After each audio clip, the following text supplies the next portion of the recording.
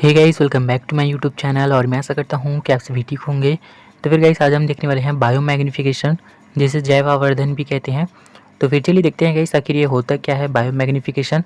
तो फिर सबसे पहले तो इसका इंट्रोडक्शन हम देखेंगे, परिचय। फिर जैविकीय आवर्धन के प्रभाव, जैव आवर्धन के जो प्रभाव हैं गाइस उसको देखेंगे।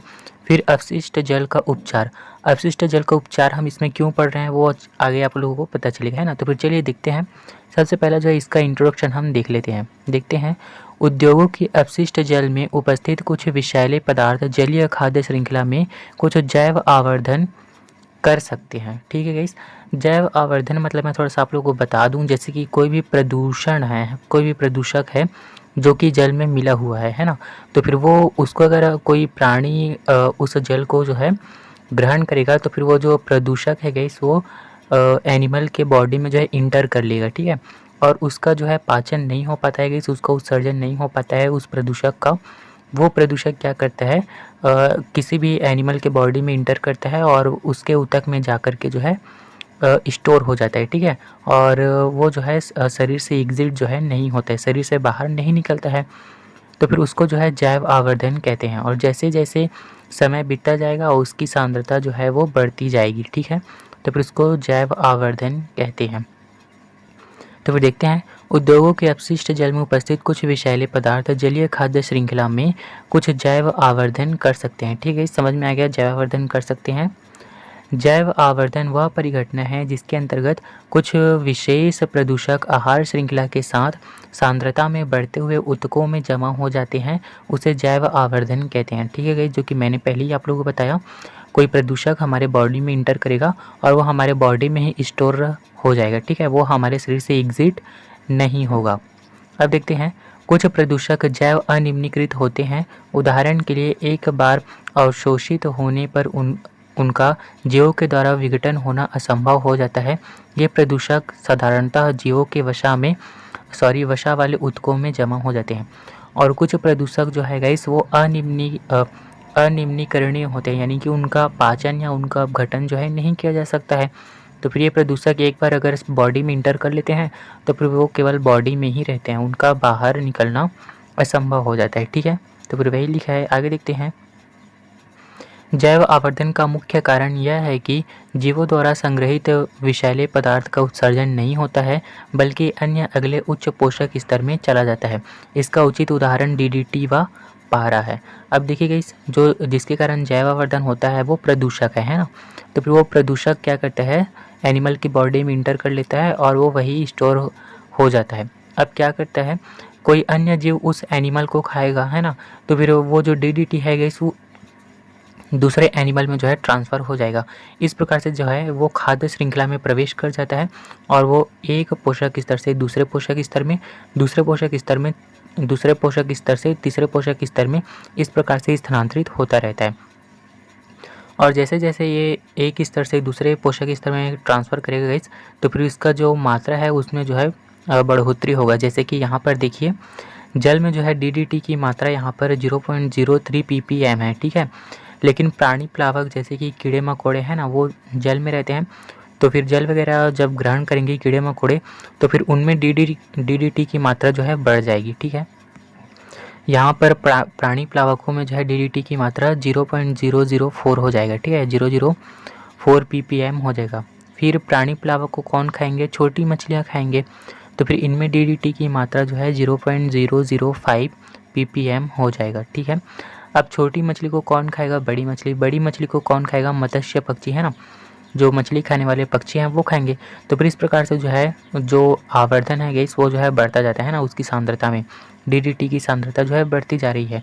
तो फिर ये भी जो है एक कारण है जैव आवर्धन का। ठीक है, तो फिर समझ में आ गया जैव आवर्धन आखिर होता क्या है। कुछ प्रदूषक जो है एनिमल की बॉडी में इंटर करते हैं, जिनका पाचन जो है नहीं हो पाता है और उनका बॉडी से एग्जिट नहीं हो पाता है ना, जिसके कारण वो एनिमल की बॉडी में ही संचित रह जाता है, उसे जैव आवर्धन कहते हैं। और ये एक पोषक स्तर से दूसरे पोषक स्तर में जो है ट्रांसफ़र होता है और इसकी सांद्रता में जो है वृद्धि होती जाती है। जैसे जैसे ये एक पोषक स्तर से दूसरे पोषक स्तर में जाएगा, इसकी मात्रा में जो है बढ़ोतरी होती जाएगी। ठीक है, अब चलिए देखते हैं आगे जैविकीय आवर्धन के प्रभाव। सेकंड देखते हैं गाइस, जैविकीय आवर्धन के प्रभाव है ना, इफेक्ट ऑफ बायोलॉजिकल मैग्निफिकेशन। अब इसके कौन कौन से प्रभाव हैं गाइस वो हम देख लेते हैं। सबसे पहला है, पक्षियों में डीडीटी का सांद्रण उनके अंडों में कैल्शियम के जमाव को कम करता है। ठीक है, जो डीडीटी की जो मात्रा है ना, उसका सांद्रण जो है वो पक्षियों में, आप अंडे देखे होंगे है ना, तो फिर अंडे के चारों जो है कैल्शियम होता है, तो पुरुष आवरण के जमाव को जो है कम कर देता है, कैल्शियम जो है नहीं जम पाता है। अब देखते हैं, ऐसी स्थिति में अंडे समय से पूर्व जो है फूट जाते हैं। अब देखिए कि उसके बाहर का जो कवच है वो कमज़ोर है, तो फिर अंडा स्वाभाविक सी बात है कि वो जल्द ही फूट जाएगा, है ना। इसलिए भूरी पेलिकन पक्षी की संख्या काफ़ी कम हुई है और इसे संकटग्रस्त जाति में रखना पड़ा है। और अंडे पहले से ही फूट जा रहे हैं, इसी वजह से जो है गाइस भूरी पेलिकन, ब्राउन पेलिकन जो पक्षी है उसकी संख्या में कमी हो गई है और इसे संकटग्रस्त प्रजाति के अंतर्गत जो है रख दिया गया है।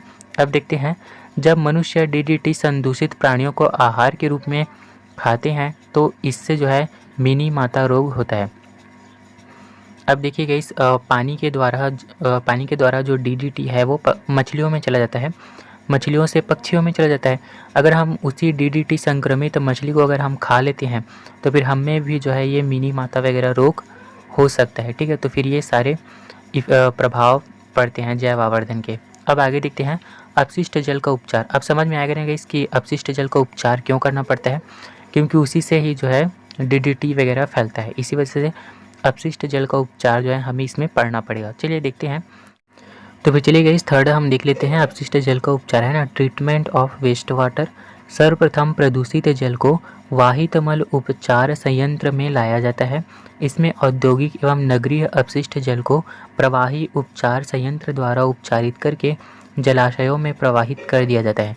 यहाँ पर कौन से संयंत्र का उपयोग कर रहे हैं गाइस, प्रवाही उपचार संयंत्र का जो है प्रयोग कर रहे हैं।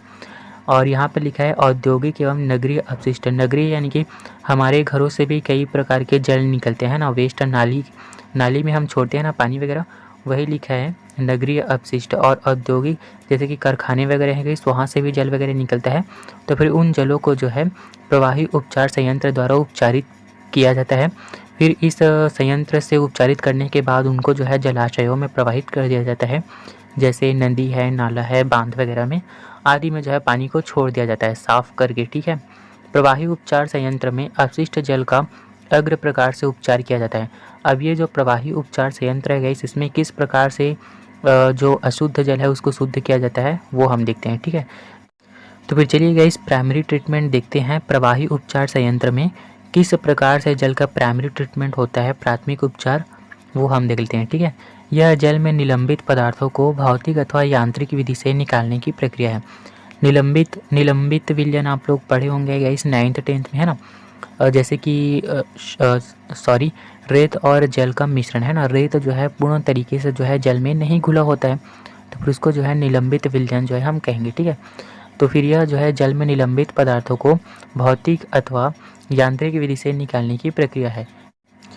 इस उपचार में अघुलनशील कणयुक्त पदार्थों को छानकर अवक्षेपित कराकर या नीचे बैठाकर हटा दिया जाता है। और ये जो प्राइमरी ट्रीटमेंट है गाइस, इसमें निलंबित कणों को जो है छान लेते हैं या फिर उनको अवक्षेपित कर देते हैं या फिर उनको नीचे बिठाकर जो है जल को अलग कर लेते हैं। तो फिर इस प्रकार से जो है प्राइमरी ट्रीटमेंट करते हैं। चलिए गाइस सेकेंडरी ट्रीटमेंट देख लेते हैं ना, द्वितीयक उपचार। प्राथमिक उपचार किया गया जल अब ऑक्सीजन एवं वायवीय सूक्ष्म जीवों के संपर्क में लाया जाता है। ठीक है, जो जल प्रदूषित हो गया है उसको उसमें जो है ऑक्सीजन की कमी हो जाती है। ठीक है, तो फिर उसको जो है ऑक्सीजन के संपर्क में लाया जाता है, साथ ही वायवीय सूक्ष्म जीवों के संपर्क में लाया जाता है। ये सूक्ष्म जीव क्या करते हैं गाइस, जो जल में बैक्टीरिया वगैरह हैं या फिर अन्य जो कार्बनिक पदार्थ हैं उनको जो है सरल पदार्थों में तोड़ते हैं। ठीक है, चलिए देखते हैं, यहाँ पे लिखा भी है, ये कार्बनिक पदार्थों का अपघटन करके अहानिकारक CO2 एवं H2O में तोड़ देते हैं। ठीक है, ये जो सूक्ष्म जीव हैं वो, इसमें जीवाणुओं को मारने के लिए पुनः क्लोरीनीकरण किया जाता है। अब गाइस इनको जो है कार्बनिक पदार्थों को जो है CO2 और H2O में तो तोड़ लेते हैं, ऑक्सीजन के संपर्क में भी जो है जल को ला लेते हैं, बट फिर भी जो है जल में बैक्टीरिया वगैरह होता है, तो फिर बैक्टीरिया को मारने के लिए जो है जल का क्लोरीनीकरण किया जाता है। ठीक है, इसमें 2 विधियों को सम्मिलित किया जाता है। अब ये जो सेकेंडरी ट्रीटमेंट है गाइस, उसमें जो है 2 विधियों को सम्मिलित किया गया है। कौन कौन सी विधि है वो हम देख लेते हैं।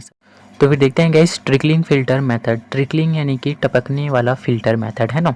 देखते हैं द्वितीयक उपचार के लिए टपकने वाला फिल्टर का प्रयोग किया जाता है, जिसमें प्राथमिक उपचार के बाद जल को बूंद बूंद करके जीवाणु युक्त बायोफिल्म पर गिराया जाता है। ठीक है गाइस, किस में गिराया जाता है? बायोफिल्म पर।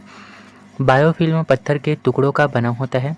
जैविक अपघटन के फलस्वरूप बायोफिल्म बायोमास तथा CO2 बनाते हैं।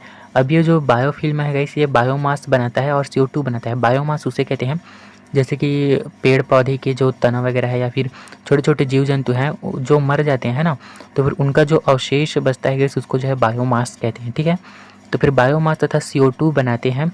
उपचारित जल को बायोमास सहित बाहर निकाल लिया जाता है। अब ये जो ट्रिकलिंग फिल्टर मेथड है, इसके द्वारा जल को जो है उपचारित करते हैं।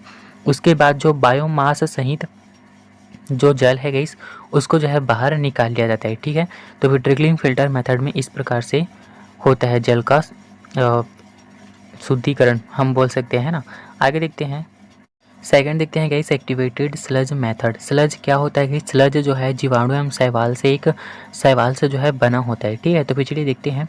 इसमें वाहित जल को वायवीय टैंक में पंप किया जाता है, जिसमें स्लज जो है भरा होता है। अब स्लज में क्या होता है कि जीवाणु और बैक्टीरिया होता है, तो फिर बैक्टीरिया क्या काम करता है वो हम देख लेते हैं। बैक्टीरिया अधिकांश कार्बनिक पदार्थों का अपघटन करने में सक्षम होते हैं, जबकि शैवाल इनको ऑक्सीजन उपलब्ध कराता है।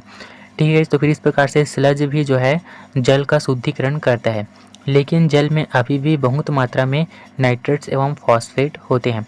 स्लज मेथड के द्वारा भी जल का ट्रीटमेंट करते हैं, उसके बावजूद भी जो है जल में नाइट्रेट्स एवं फॉस्फेट जो है बचे होते हैं। अब इनका ट्रीटमेंट किस प्रकार से होता है चलिए हम देख लेते हैं। थर्ड देखते हैं गाइस टर्सरी ट्रीटमेंट है ना। इसमें नाइट्रेट्स एवं फॉस्फेट लवण अवक्षेपण तकनीक के द्वारा अलग कर दिए जाते हैं। इसमें जल काफ़ी हद तक शुद्ध हो जाता है। ठीक है, इस क्या लिखा है? लवण अवक्षेपण तकनीक के द्वारा जो है नाइट्रेट्स एवं फॉस्फेट को अलग कर दिया जाता है, इससे जो है जल शुद्ध हो जाता है। ठीक है, तो फिर ये हो गया हमारा टर्सरी ट्रीटमेंट। चलिए गाइस मैं एक डायग्राम दिखा देता हूँ आप लोगों को। तो फिर गाइस जिनको डायग्राम बनाना आता है वो जो है आप लोग ये वाला भी बना लेंगे है ना, जो कि मैंने यहाँ पर आप लोगों को बताया है। ये वाला जो बताया है गाइस, ये वाला वही डायग्राम जो है ये वाला है ना। तो फिर इसको भी बना सकते हो और उसको भी बना सकते हो। जो लोग जो है डायग्राम बना सकते हैं वो जो है ये वाला बना लेंगे, और जो नहीं बना सकते वो केवल आरेख वाला बना सकते हैं। ठीक है, नीचे में लिख देना उत्सर्जन ना होने के कारण DDT का ऊंचे खाद्य स्तरों में सांद्रण होता जाता है। ठीक है, जैसे जैसे उच्च स्तर पोषण स्तर में बढ़ता जाता है उसकी सांद्रता में वृद्धि होती जाती है।